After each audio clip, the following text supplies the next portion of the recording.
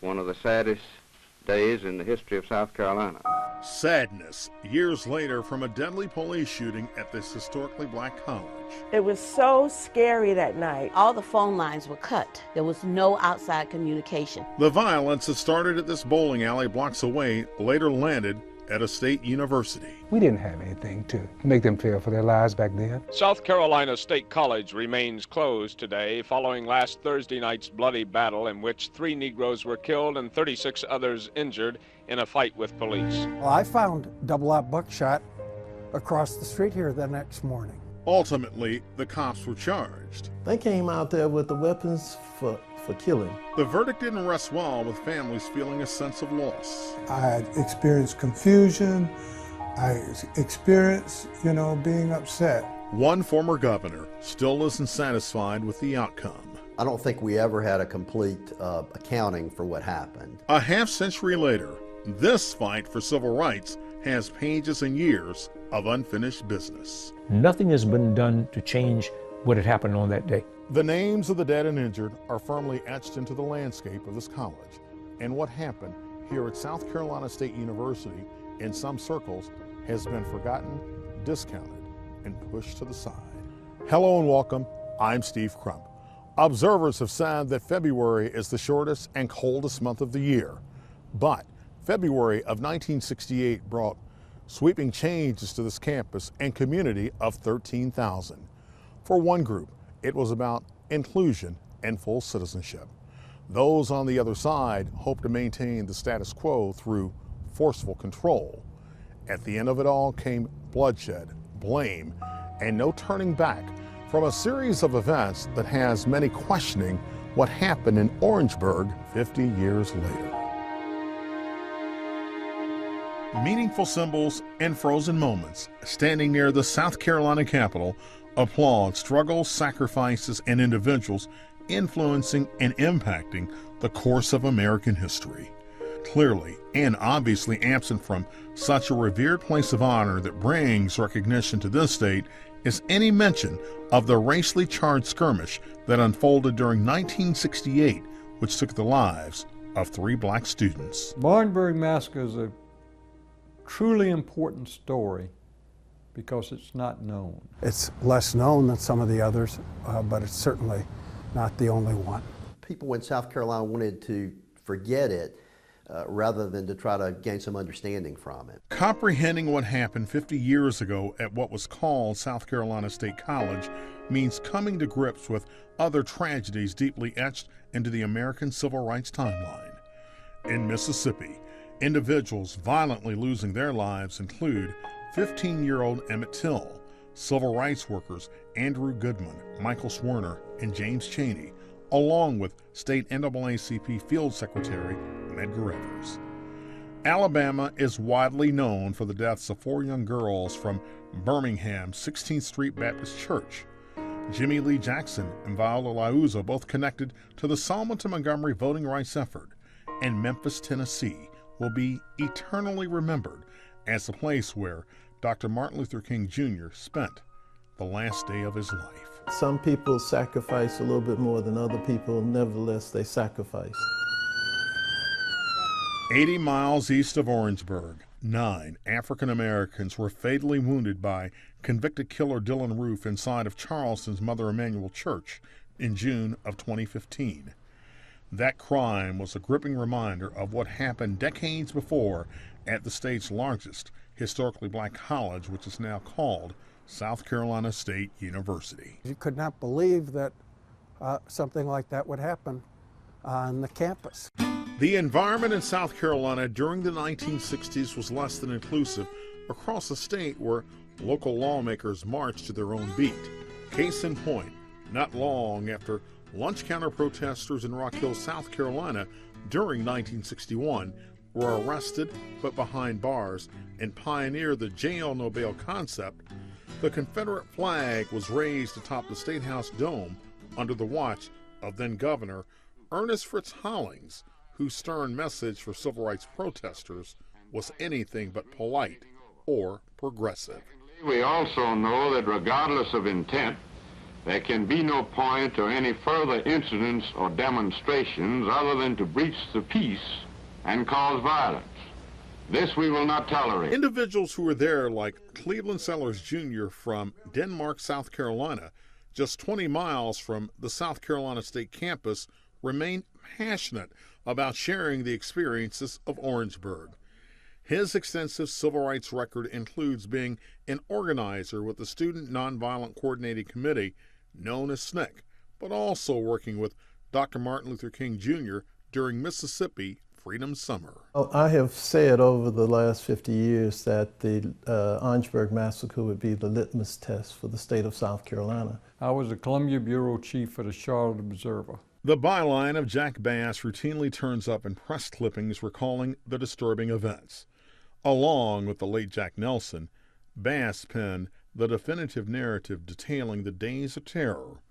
Its title, The Orangeburg Massacre. And it is the most unknown story of the whole civil rights era. It's very unusual that much of a tragedy would not have more national or international interest. Adding visual context and perspective was photojournalist Cecil Williams, an Orangeburg native. His images in self-published works such as Orangeburg 1968 detail what happened before and after the fatal shots were fired. And Williams also photographed Henry Smith, Samuel Hammond, and Delano Middleton for their school yearbooks weeks before they died at the hands of the South Carolina Highway Patrol. It's all here and it keeps coming back to me. And I still find myself being depressed sometimes. Students who survived a half-century ago are still asking why. I remember walking around campus like, what in the world has happened? There was no counseling. So many people are gone now, and records aren't there. Politicians are among the curious seeking answers. You cannot pretend things didn't happen. These things happen.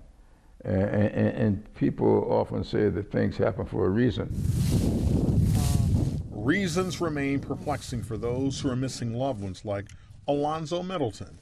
His uncle, Delano Middleton, was one of the three who lost his life. He was probably the last one to get picked up and taken to emergency. And from what the stories tell me and what history tells us, they didn't give him a lot of attention once they got there. Up next. And I got hit in the sole of my shoe, my left hip, and my right arm. And later. I was so astounded at what looked like a battleground that happened on February the 8th.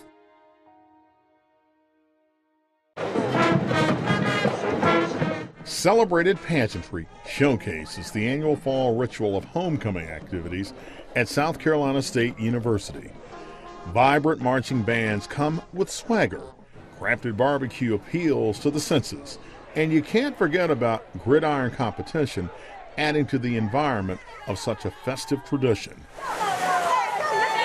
On college campuses like SC State, Hell Week is part of the Greek experience, but attending classes here during 1968 brought a different kind of Hell Week. There was a time when I wouldn't talk about it because of the feelings that you have that are generated. It is our intention to make all the facts, in this case public. The state's governor, Robert McNair, dispatched upwards of 1,000 National Guardsmen to back up more than 100 South Carolina highway patrolmen.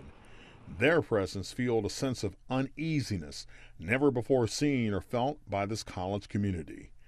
On the 6th day of February, a slow-burning fuse was lit. The bowling alley was the subject of most of the ruckus. And on Tuesday night, there was a confrontation at the bowling alley and a bunch of kids got beaten up and so forth. Once illuminated by bright neon, today, remnants of the all-star bowling lanes barely exist on life support.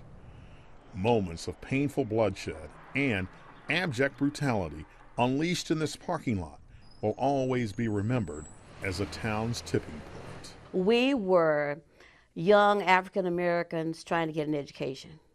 We were trying to do the right thing. Observers say federal laws were ignored at the All-Star Lane. Bowling alley owner Harry Floyd called his business a private club. He said it was for whites only, and he was afraid that if blacks bold there, he'd lose all his white clientele. I have my own customers that patronize me 52 weeks a year. They support me year in and year out. I need no other business.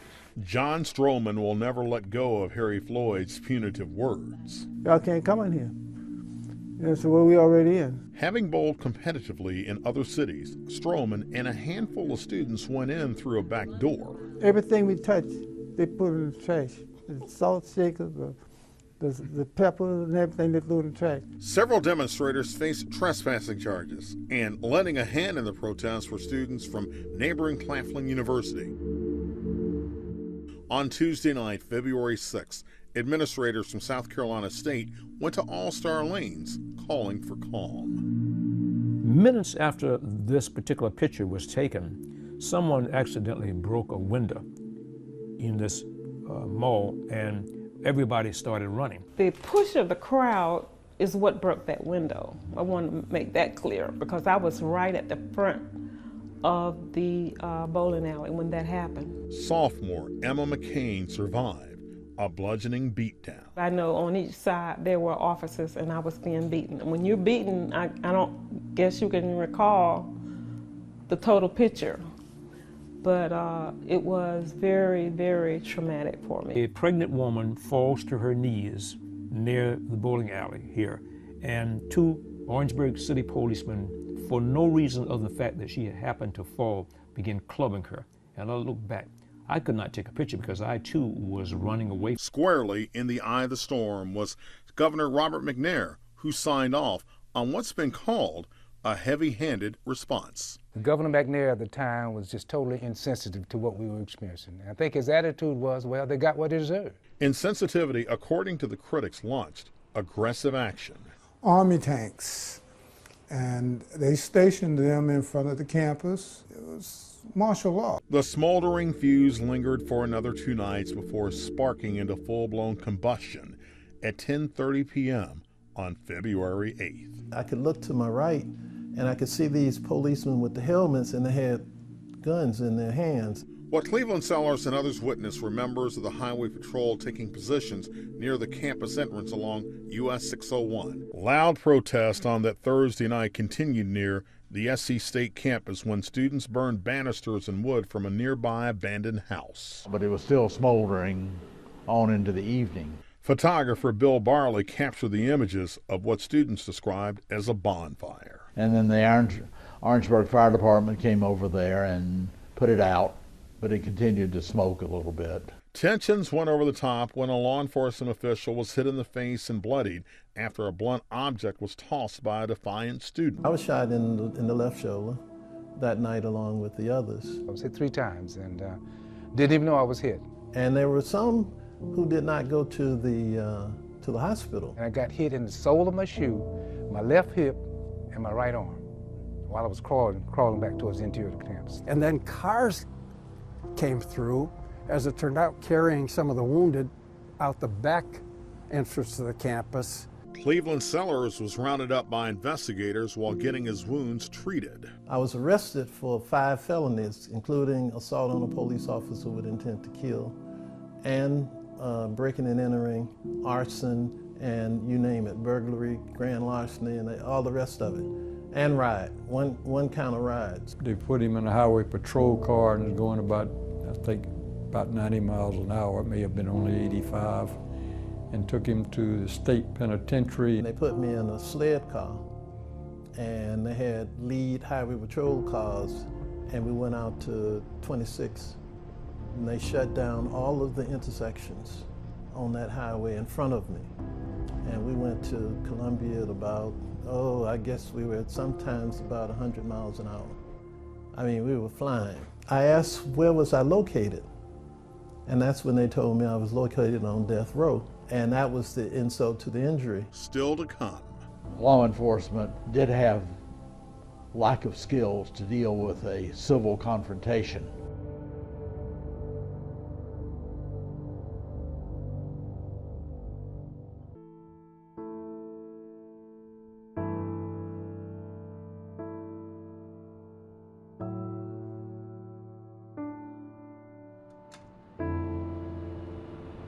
The next morning, to come out and see all the blood was devastating. What happened the night before brought heartbreak and a flurry of front-page headlines describing troubling accounts regarding the dead and injured. It was chaos, terror, chaos, fear, bloodshed, violence, all at the same time. Dr. William Hine was one of just a few white faculty members at the school in 1968 and recalls being on the yard as tempers boiled over. And it was an absolute injustice. Right about here where we're approaching now, this was like nothing but a grassy area. On the morning of February 9th, Cecil Williams felt the reach and walked along the line of fire. I think about maybe 200 feet from where we are now, I looked down and I saw these red shotgun shells, the spent shells, and I began picking them up and I put them in my pockets.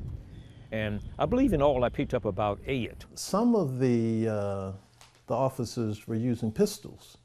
So it was a combination, shotgun, rifle, pistols. The law enforcement did have lack of skills to deal with a civil confrontation. The actions leading to the 3 deaths and the numerous injuries came only after an extended period of sniper fire from the campus, and not until an officer had been felled during his efforts to protect life and property. Students who were there still disagree with the governor's account. We were obedient to authority.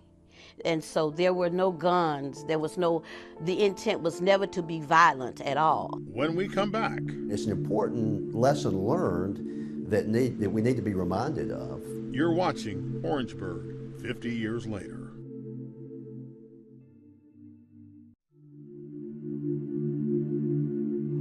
Welcome back.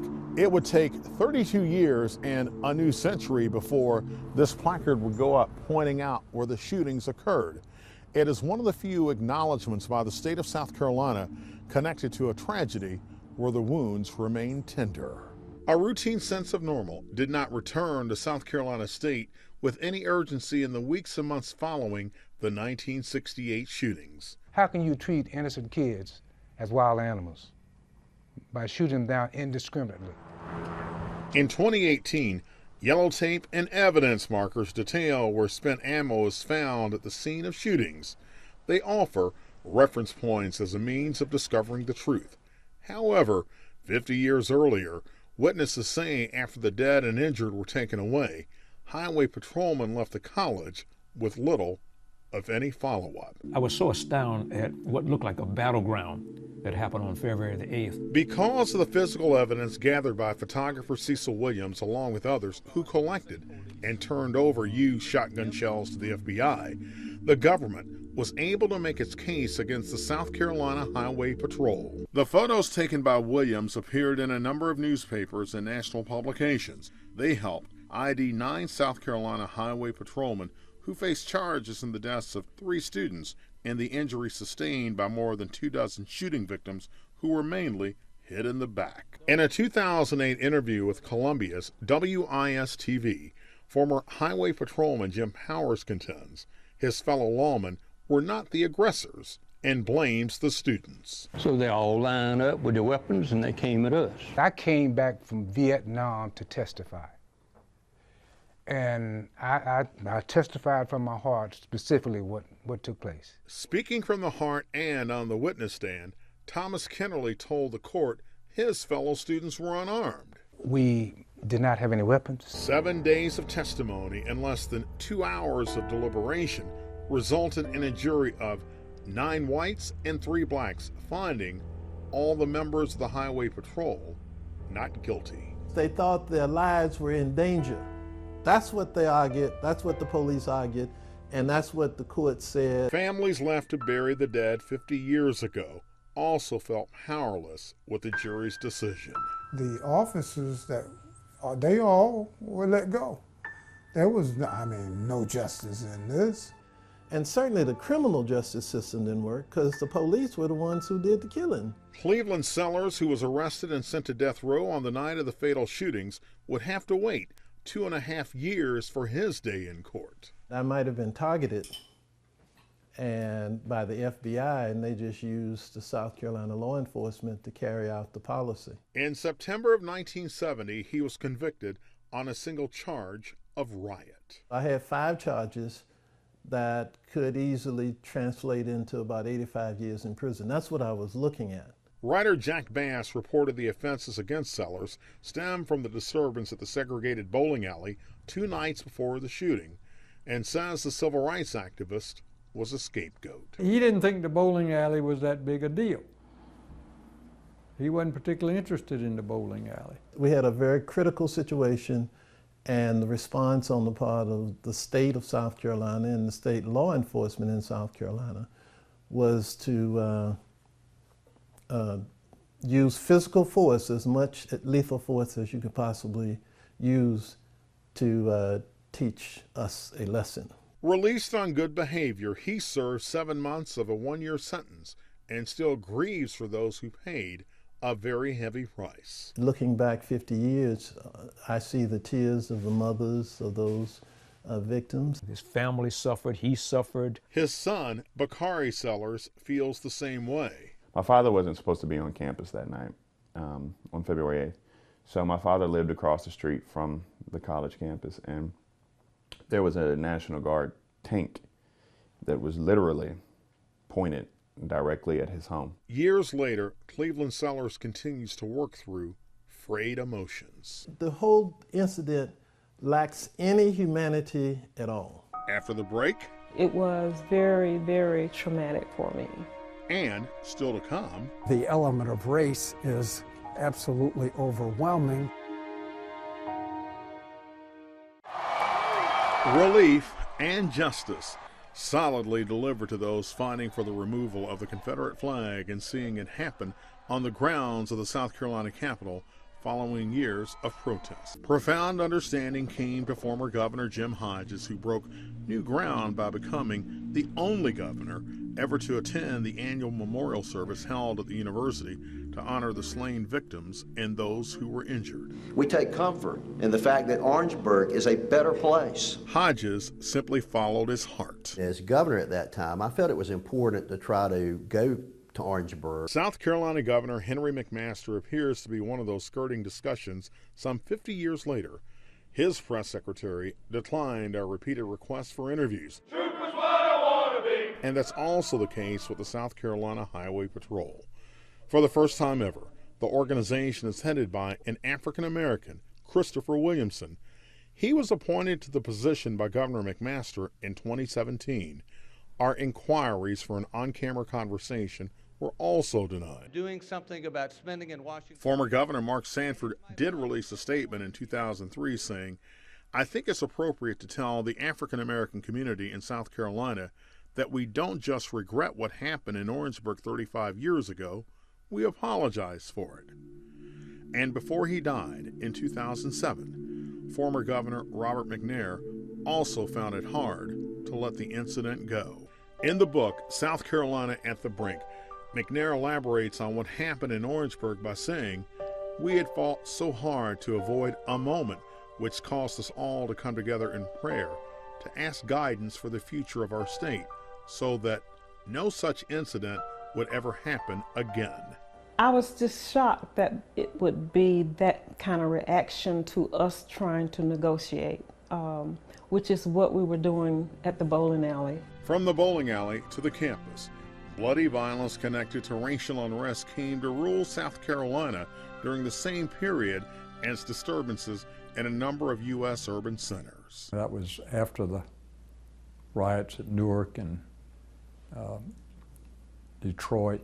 Rioting in Newark and Detroit claimed 70 lives during 1967, but 2 years after the trouble at South Carolina State University, deadly violence erupted at other college campuses. And Kent State was 2 years later. Right after Kent State was Jackson State. 4 died at Ohio's Kent State University during May of 1970, and 11 days later, 2 students were shot to death at Mississippi's Jackson State University. The state of South Carolina has not been willing to really confront the story and make its own investigation and own report. and maybe a reinvestigation should be in order. Calls for a new probe have fallen upon deaf ears in the South Carolina legislature more than once. Back in 2007, House Bill 3824 would have allowed a special panel to investigate the shootings. I would assume it would be a gesture worth investigating and looking at. The legislation gained little traction, and one of the sponsors of the measure back in 2007 was a former state lawmaker by the name of Bakari Sellers. But the political reality is that's not something that would happen with the leadership we have today. Not even 2018 is 50 years, but 2018 is still an election year in the South. There are many things people can do to set things right. You've got to have accountability. You have to have a true independent study of what happened. And in my judgment, there still are a lot of unanswered questions about what occurred. I know I have internal and probably some external scars that will be with me forever. Individuals connected to this campus still wrestle with what they see as unfinished business. It is a similar feeling shared by those with relatives whose lives were cut short. It leaves you with a bad taste in your mouth. Part of that bad taste is connected to at least one of the highway patrolmen on this list of troopers found not guilty. All have left the organization, and some have died. But one of the 9 who stood trial on the shooting ended up with a very prominent role. One of the officers, Red Lanier, actually became the director of the South Carolina Highway Patrol. Joseph Red Lanier served as the commander of the Highway Patrol in South Carolina from 1987 to 1990. He, too, did not respond to our request for an interview. I don't think that the state of South Carolina is going to make any effort to get to the truth after 50 years. For those with deep ties to this university, such a perceived disconnect from current state officials amplifies the pain. And it was an absolute injustice, an absolutely unfair series of events that took the lives of 3 young men. More from the survivors. We just cried, but we stuck by each other. That's when we're back with the final segment. You're watching Orangeburg, 50 years later.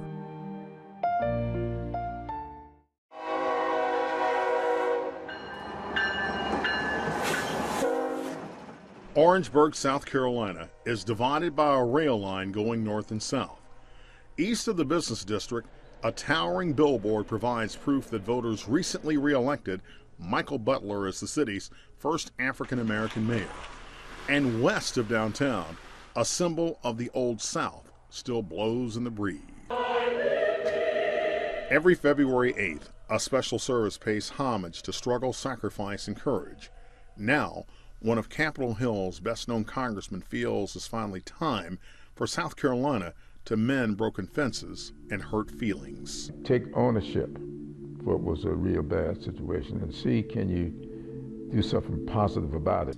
We have to move forward and we have to get this issue resolved, because if we don't get this issue resolved, we're not going to be able to resolve the issue of race in South Carolina. Roughly 2 months after the deadly violence that unfolded here on this campus, Dr. Martin Luther King Jr. would be assassinated. And before the spring was over, Bobby Kennedy would lose his life as well. 1968 was the year that we also saw violence at the Democratic National Convention in Chicago, along with rioting that happened in many cities across America. From that period, the state of South Carolina has yet to assume responsibility, admit fault, or make restitution to the families involved with the situation that unfolded on this campus. Meanwhile, they continue to search for answers, seek closure, and most of all, hope for healing. That's Orangeburg, 50 years later, from the campus of South Carolina State University. I'm Steve Crump. Thanks so much for joining.